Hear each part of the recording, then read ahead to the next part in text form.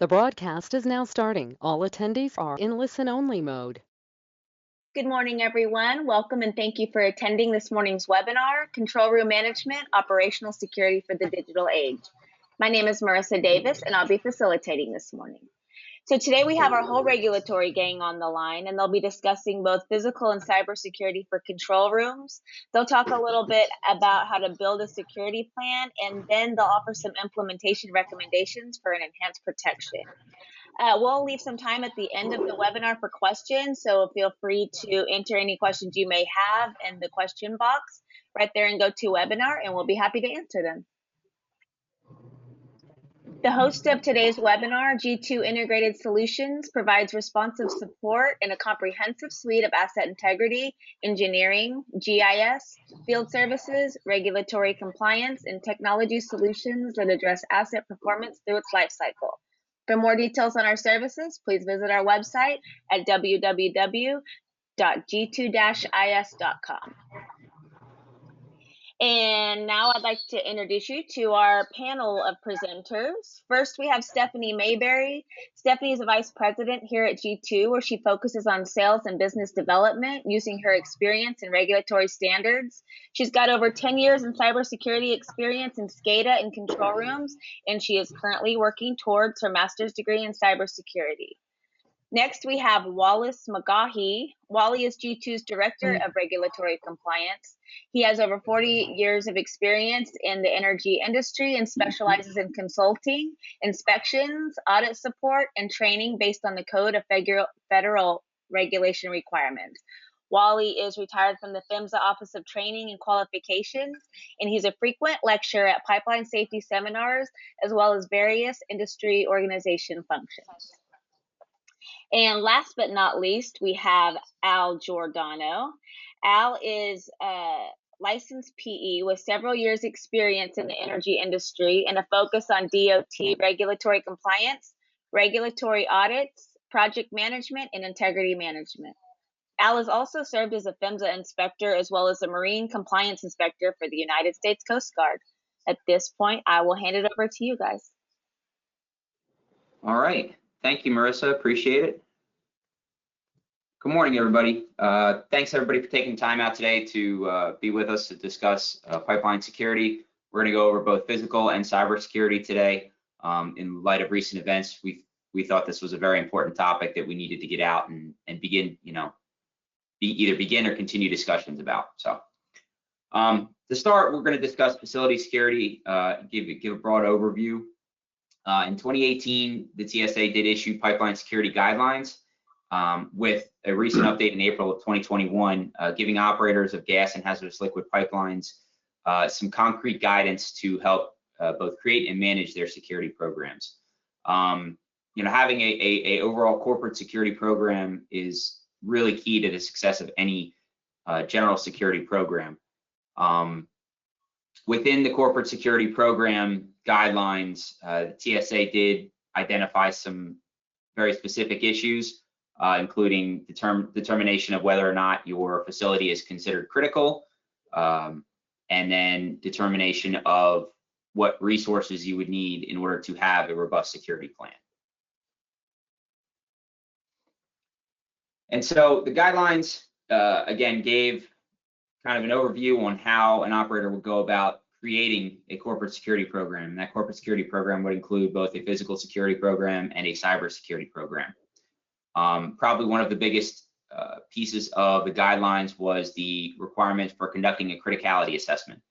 And so a criticality assessment, it basically is provided by the TSA to determine whether or not an impact to your facility would be of major importance. So this includes things like the potential to significantly reduce required service or deliverability to installations that are identified as critical to national defense. So say you're supplying gas or hazardous liquid jet fuel to a military base, and shutting down your line would impact response operations of that military base. That would deem your facility as a critical facility. Does your facility have potential to cause mass casualties or significant health effects?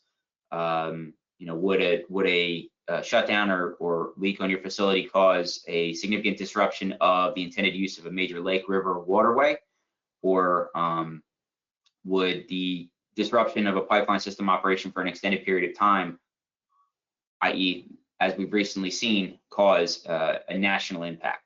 And so conducting that criticality assessment gives an operator a place to start as to how to develop their security program. So for the critical facilities, you conduct a security vulnerability assessment that basically allows the operator to go and identify weak spots in both their physical and cybersecurity domains, and then basically develop and adopt baseline and enhanced security measures, almost like a P&M type of a program, right? Figuring out what the problems are and coming up with ways to mitigate those. If your facility is not deemed as critical, you can still use these guidelines. You should still use these guidelines. It's just a little bit less heavy on the security vulnerability assessments, and then just more of a general baseline security measures is what the TSA is recommending. And so as part of a corporate security plan, the TSA identified these elements that should be clearly identified and explained in the security plan. We're not going to go through all of them, but I do want to highlight a couple that we believe are critical to the topic at discussion today. So personnel screening and training. It should clearly identify, how the company screens personnel to gain access to critical systems, including the control room, pump stations, compressor stations, anything where an interruption of service may cause a real problem. And then also how they train their personnel to react and respond to security incidents. Having a robust training plan is really important to ensuring that a response to any event you can mitigate whatever the issues are. Drills and exercises, we're going to highlight this a little bit later on as well, but drills and exercises are extremely important, especially nowadays with the increased cybersecurity awareness. Having controllers that are trained to recognize, react, and respond to a cyber incident is of utmost importance. Having a controller that would be able to know when something's wrong and be able to either transfer control of the system to a redundant server or be able to lock their computer out so that somebody trying to hack in can, would be prevented from gaining control of the system. And then finally, cyber and SCADA system security measures. TSA identified this back in 2018 that this is, with operators moving towards more remote control operations, remote control rooms or web access control rooms, having a robust cyber and SCADA security system is absolutely critical. And especially in light of recent events, every operator should be looking at what their system is, how their system is being accessed, and what security measures they have. And we'll discuss some options and some recommendations for operators to ensure that their system has that robustness necessary to try to mitigate any cyber attacks. So briefly, I wanted to touch on asset physical security. Operators have really tried for a very long time to maintain physical security of their assets. Operators have the requirement to keep their assets safe. PHMSA recognizes that there are, anything above ground is a target, right? It's visible, it's there, and there's countless documented events where people have shot at pipelines, damaged pipelines, and so maintaining that physical security is super critical as well. Fence enclosures, lock valves, routine patrols, these are all basic things that operators do to maintain security on their above ground assets.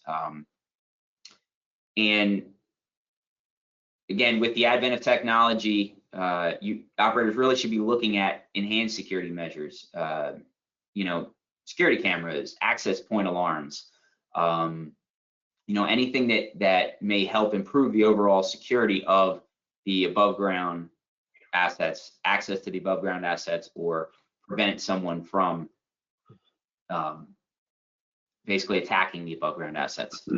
And it's critical for both the above ground assets and the control room, as Wally's going to discuss here in a minute, to maintain control of that pipeline. So with that, I'm going to turn it over to Wally to discuss control room security. Thanks, Al. Appreciate it. the whole concept of control rooms being the brains of the pipeline operation has become paramount right now in our world, not just here in the United States, but across the world, where we've got cyber attacks taking place. Is a major concern, but we also have the need to maintain security in our control room itself, in the physical components there. They are the focal point of the pipeline operations. Real-time information is constantly being fed into the control room. It doesn't make any difference whether the control room is managing a very small segment of pipeline or thousands of miles of pipeline. With the streamlined operations that are taking place out there, security becomes even much more important. The ability to cause harm to that system in its ability to monitor and control the pipeline safely becomes the most critical measure. Pipeline control room regulations have become more prescriptive to ensure that operators are taking actions to minimize any problems that can contribute to pipeline accidents or incidents. So we now have control room management regulations, right, that we have to follow. We also have the basic premise in the pipeline safety regulations that talk about the fact that you have to maintain and operate your pipeline in a safe manner. So although there may not be specific language in the regulation that addresses pipeline security or cybersecurity or facility security, it is something that is a known risk. We've had ample evidence here in the past few years, and most recently here in the past few weeks, where this can cause tremendous amount of harm both to the infrastructure of the United States and the economic stability of the United States. So when we know that risk exists, we have integrity management programs, we have pipeline safety regulatory management programs in our system. We have to take that risk into consideration.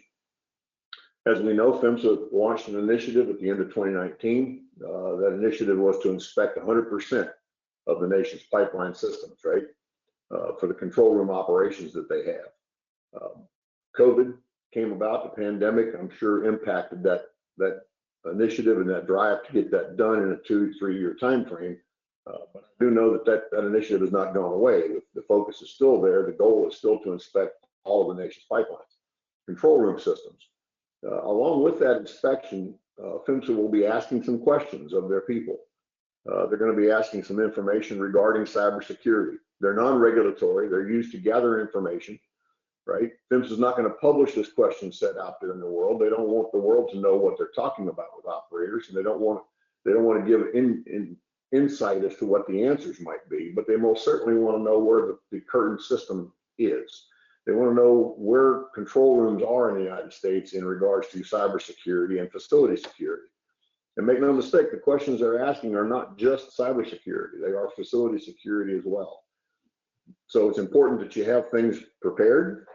You have a plan in place, much of what Al talked about earlier, and having a security system in place. And all those items that were on the screen there are necessary for creating that security program. Next slide. And as I said, although the regulations aren't currently in the PHMSA guidance, security is vital for us to utilize control rooms of any size. Both government and industry bodies have produced guidance on security for pipeline operators for both physical and cybersecurity. PHMSA says you have to make your assets safe. Cybersecurity is assumed to fall into that definition. You have to make your system safe. Cybersecurity is a hot topic, and it's occurring more frequently. Some of the difficulty with cybersecurity, some of the problems that are experienced out there. Hackers have the ability to get into your system, and again, it's not I wonder if it's ever going to happen to me. It's when it's going to happen to me. And many times they don't do anything. Many times they just simply make their way in the door and sit back and watch how you operate your system. They look for vulnerabilities. They look for opportunities to dig deeper into the system. Maybe to the point where they're not just looking at corrupting files and causing file structure to be modified, but the ability to actually reach out to components in the field and cause changes in those components.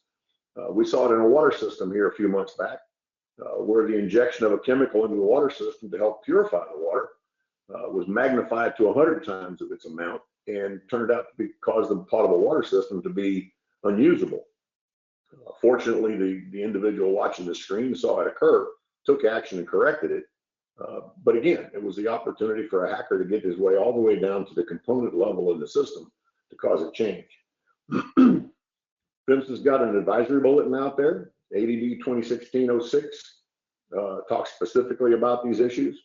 INGA, AGA, TSA, and API have all made guidance and produced guidance on pipeline security with an emphasis on cybersecurity. Many of these organizations have membership capabilities for you as operators, and they're exclusive to you as an operator. You have to demonstrate who you are before they'll allow you into some of these programs, so that the conversations that take place and who's talking with who and discussing what is maintained in a closed group, so that that information doesn't get out. You have an integrity management plan. You have control room management plans. You should have, if you don't have, a safety management system in place on your system. All of those are integral to each other, and cybersecurity and physical security should fall into those programs. The world we live in today is not like it was in the past. You know, I recall starting out with computer systems back in the 80s, and everybody had a standalone workstation. There were 20 people in the company, and nobody was connected to anybody. If you wanted to share information, you had to put it on an 8.5-inch floppy disk and carry it around from computer to computer. We've worked very, very hard over the last 25, 30 years to integrate those systems to where we can all talk to each other from our desks in our home. That's a great thing.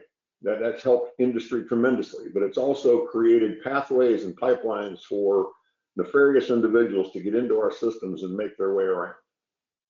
Much like, consider your neighborhood that you live in, that there are tunnels between all the houses in the neighborhood, and someone can break into the house on the end of the street that's empty and make their way into your house and the neighbor's house and the next house down the street and do whatever it is they want to inside those dwellings. That's where we exist today in our networks. Next slide. So physical security is key. Physical security, access to the control room, has to be your first line of defense, ensuring a safe environment for those pipeline operations for your pipeline controllers. Who can get into your control room? When they get into your control room, what are they allowed to do? By the way, who is that person that showed up that day, that contractor, to do some work for you that's going to be involved in your control room operations? Who is that person? Do they have their phone with them? Does their phone have photographic capabilities? Can it take video? Have you given them access to that information? Have you provided them permission to use their camera and take pictures inside your control room? I would suggest to you that that's something you really need to consider, as to just who has the authority to do those things, who has the ability to take video of your operations. In today's world, even with the cameras that we have in our phones, the resolution is phenomenal, to where those images can be taken by someone else and look down at the granular information on the screen and gain access to information that you don't want them to have. I know I've personally seen usernames and passwords sticky noted to the bottom of the monitors in the control room. I don't know that I would want that piece of information shared out in social media. Controlled access using a keypad, RFID card, or other. I know we've got control rooms out there that aren't in any type of controlled access whatsoever. I've seen control rooms at a desk in a maintenance shop that are actually operating the pipeline system, and contractors and company personnel coming and going day and night. Logbooks to document who's come and who's visited, making certain that I know who's had access. But prior to that, making sure that I've done some kind of background check. If you've got contractors working on your system, they're coming into your control room, do you know who they are? Has a background check been required? The contractor has to provide you some level of understanding as to who those people are.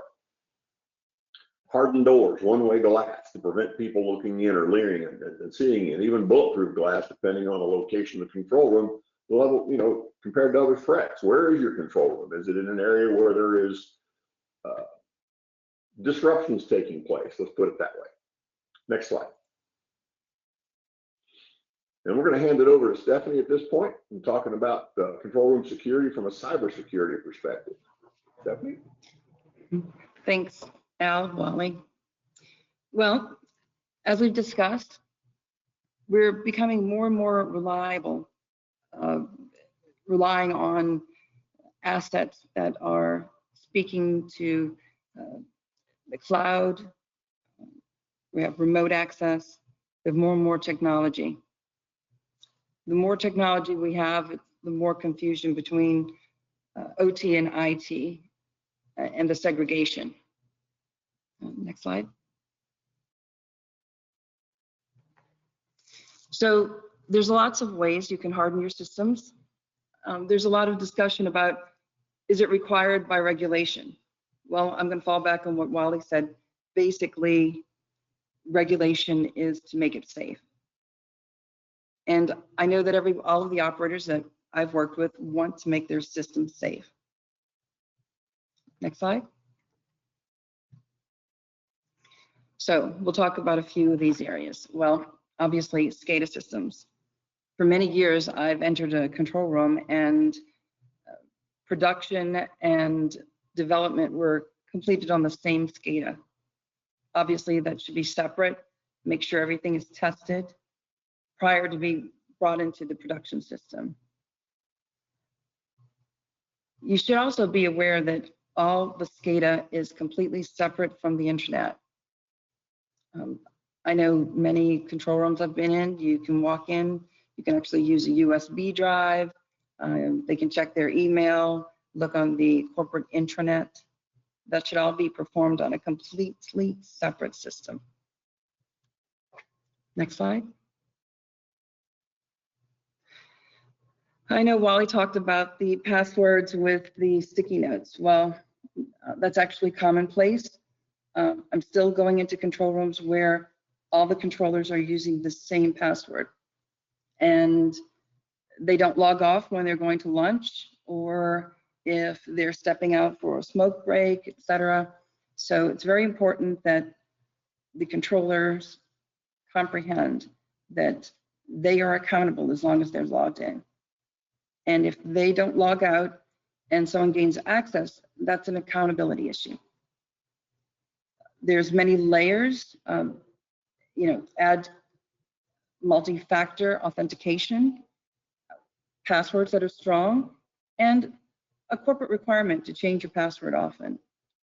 These are just the basics. Next slide. So we've also been talking about defense in layers. Well, where does that start? It can start when you're hiring someone, but it doesn't end there. You should also continue to do background checks throughout the employment history.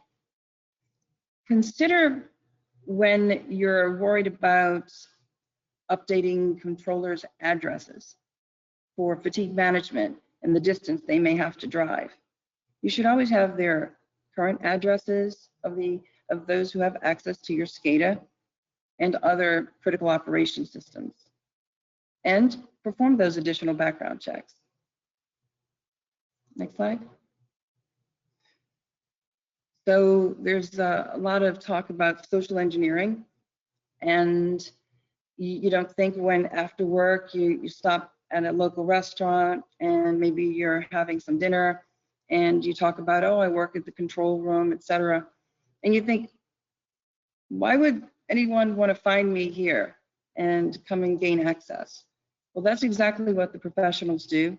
And these days, you don't have to be a professional to gain hacking software. You can purchase it on the dark web. So consider when you're out, who you speak to, and what information you give them about where you work, if you work in a control room or critical facility. Next slide. We'd also like to talk about the response plans. So training is very important. One of the items that we've listed here is training. How do you know when a cyber attack is underway? Tabletop drills are really good, but what's the difference between a SCADA system having comms down or there's an actual hack in place? During your monthly meetings in the control room, these are the type of things that can be discussed, but also throughout the company. It's those 15-second elevator talks. I don't remember the last time I attended a safety meeting at a facility and the safety point was about cyber. It's usually about something physical. So I think it's something we all need to consider.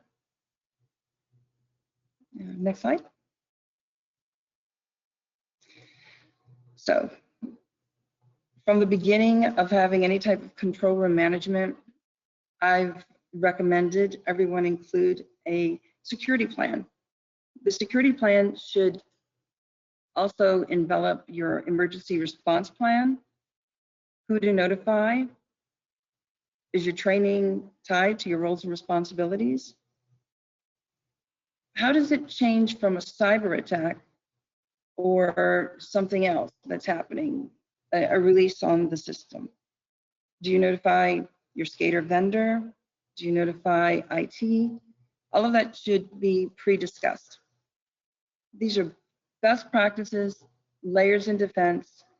Start with the basics, make sure everyone has it, add on from there. And there's also lots of different types of software packages that can be implemented today to give you that extra layer. Al, back to you.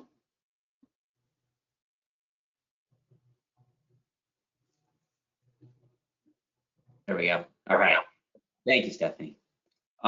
So just to kind of wrap this up, put a bow on it, again, facility security, both on the physical side and the cyber side, is always the responsibility of the operator. You have to be able to evaluate all threats on your pipeline, and this includes security threats as well, and be able to prevent and mitigate those threats. As we discussed today, operators, you really got to strive to harden your physical and your cyber security to maintain pipeline safety. Again, speak on recent events. Not having a robust system in place can leave you wide open for a cyber attack, which could cripple your system. Again, moving forward, as we discussed, security is going to be a focal point for auditors and inspectors. Recently, the president published an executive order requiring the federal government to harden their cybersecurity defenses. Not that they weren't hard enough. As a former federal employee, I can attest to that. But now they're going to take an extra step, an extra layer of protection for their systems. And private industry should take a page from that book and really step back and look at their systems as well if they haven't already. And even if they have, look to see where you can improve your system and where you can get better. As Wally mentioned, this is going to be a focal point for auditors, for inspectors moving forward. Expect to see more attention on this topic, more questions on this topic. So be prepared to answer questions about your cyber system, your security system, how you prevent attacks, what happens if you have an attack. Have those answers prepared in advance of an audit. And so here's just a couple sources of information that we recommend everybody take a look at to both develop and advance your security program. DHS put out some guidance on cybersecurity back in March of 2016. They're constantly putting out updates and guidance on that as well. Again, PHMSA's advisory bulletin 2016-06 for safeguarding securing pipelines. Look at the 2021 TSA pipeline security guidelines. And then everybody should be looking at the CISA website. That's the latest and greatest government information on cybersecurity and infrastructure security, and they're the ones that basically lead from the front on this, on this aspect. So with that, I'll be happy to open it up to any questions. Again, appreciate everybody's time today. Al, I'd just like to add one thing. The TSA pipeline security guidelines that were updated in April 2021, TSA specifically identified there that they will be identifying those critical pipeline systems in the United States. And with that, they are fully expecting the operator to then identify the critical pipeline facilities within that system.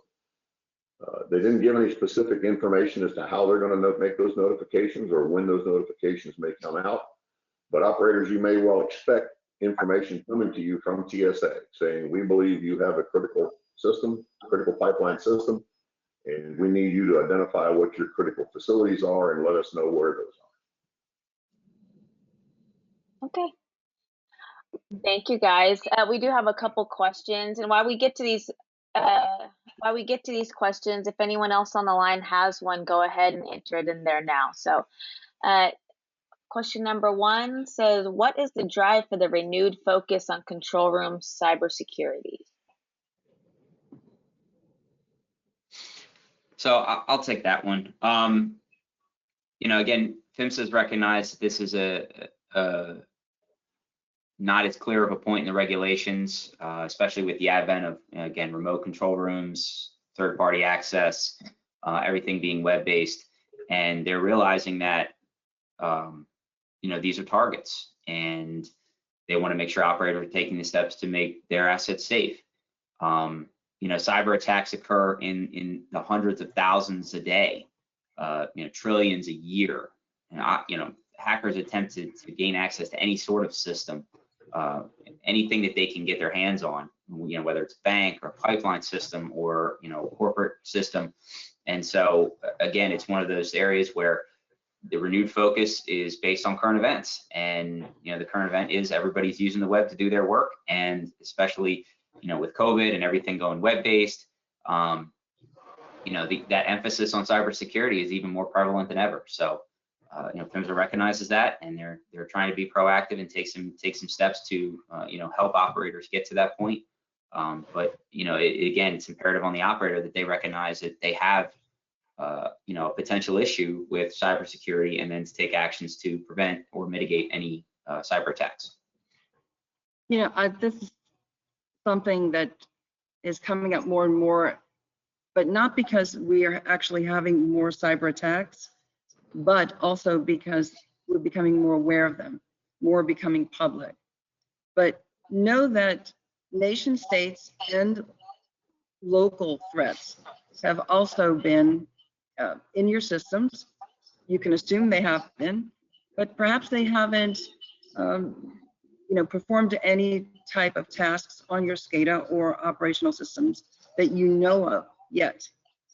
So check your vulnerabilities, basically shut the doors, and you can easily run a vulnerability scan. There's lots of free software out there to do that. Question number 2 says, as an operator, what can I do to ensure that my system is safe from cyber attacks?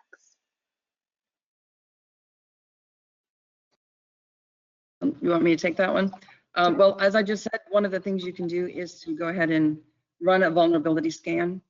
I do recommend having a corporate security manager hired, or someone with the skill set.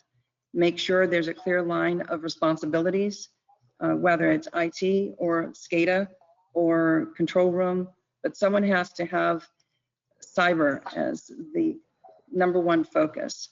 So first of all, assess your systems, look for your vulnerabilities, defense and layers, make sure you're putting your patches in on your software timely, firewalls, software, and awareness, of course. Says, does PHMSA inspect control rooms for cybersecurity? So I think we discussed this a little bit during the presentation. There is no specific PHMSA regulation that's been promulgated in code for cybersecurity. There is not a thou shall have a cybersecurity plan propagated anywhere in 192 or 195.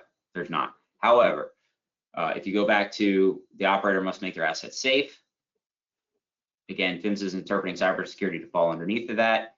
And as Wally mentioned, PHMSA is going to be information collecting during control room audits to see what operators are doing towards,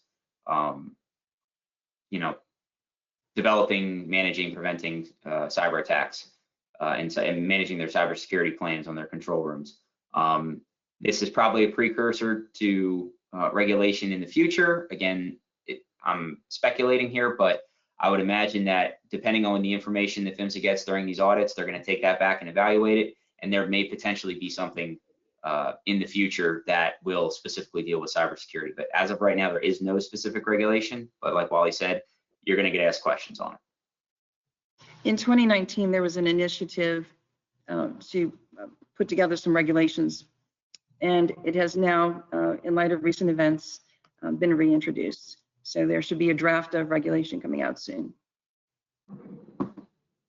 Okay. Says, what will PHMSA be asking during these control room security sessions? Yeah, that's the question everyone's asking right now that hasn't been through a control room management program audit.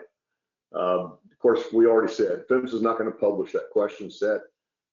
It is not based in regulation, as Al has mentioned and Stephanie has mentioned, but it is information that they're gathering. The cybersecurity information is going to be maintained inside of PHMSA and shared only with folks over at TSA. Any questions asked are voluntary.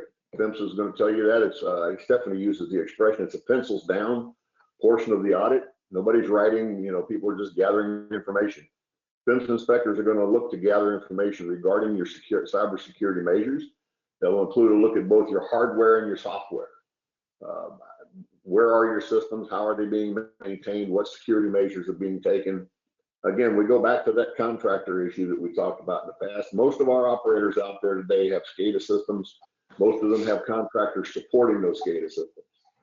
Who are those folks coming in and working on your server? Stephanie talked about where we do our development work. Is it done inside of the SCADA system, or is it done on a separate workstation where until it's been fully developed and fully tested and fully scrutinized for accuracy and correctness, it doesn't get into the actual SCADA system? Well, who is that person that loads it in there? And are they doing things as they need to be?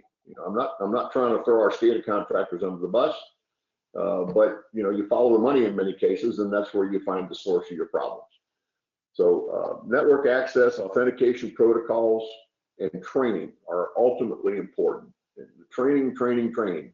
If you can't say it once, you say it a dozen times. That's the most important part of this. People being aware of what's going on and being able to recognize when things aren't right. They're not broken completely, but they're just not right. They're not like they've always been. That annoying noise that starts in the car as you're going down the road that you've never heard before. That's the thing that we got to train folks to recognize. And if you haven't done a sweep of your system recently to make sure that you're completely segregated, it's the time to do it. Consider adding cyber to your SMS if you have one. And also consider the fact that what if someone has gone in and tampered with your system, modified your set points? How do you know if that high is really there? So training the operators and the controllers to check the set points, the actual numbers, know their MOP, MAOP, and don't wait for that alarm to, the audible to come on. Yeah, Be hyperactive. Harden your access points, limit who has access to your cyber system, make sure your SCADA system is isolated, make sure it's redundant, you have a backup so that you can switch over if something does happen, and just make sure controllers and people that have access are aware of these things. It can be as simple as they get an email from someone they don't recognize and they click on a link and all of a sudden somebody's in the system and they've got control. So even just general training on that is great. Just awareness in general. Okay. This says, can you identify some vulnerability checking software vendors? Yes, I have a list we can publish on the G2 website of 5 that are freeware, and I'm sure that they have some upgrades available, but we can put that out there, Marissa. Let's see. What else can operators do to maintain vigilance on their system? I think we've discussed this across the entire presentation, but again, it's the training, it's the awareness, it's knowing that it's not if a cyber attack is going to happen, it's when a cyber attack is going to happen. If you look at data, again, I mentioned it before, but cyber attacks occur in the hundreds of millions, if not trillions of times. Computer programs are designed to cast a wide net and attack any system they find is vulnerable. So it's, again, awareness that this is out there, awareness that this is going to happen at some point. You will see a cyber attack on your system. If you have, software installed, it will recognize it and it will react.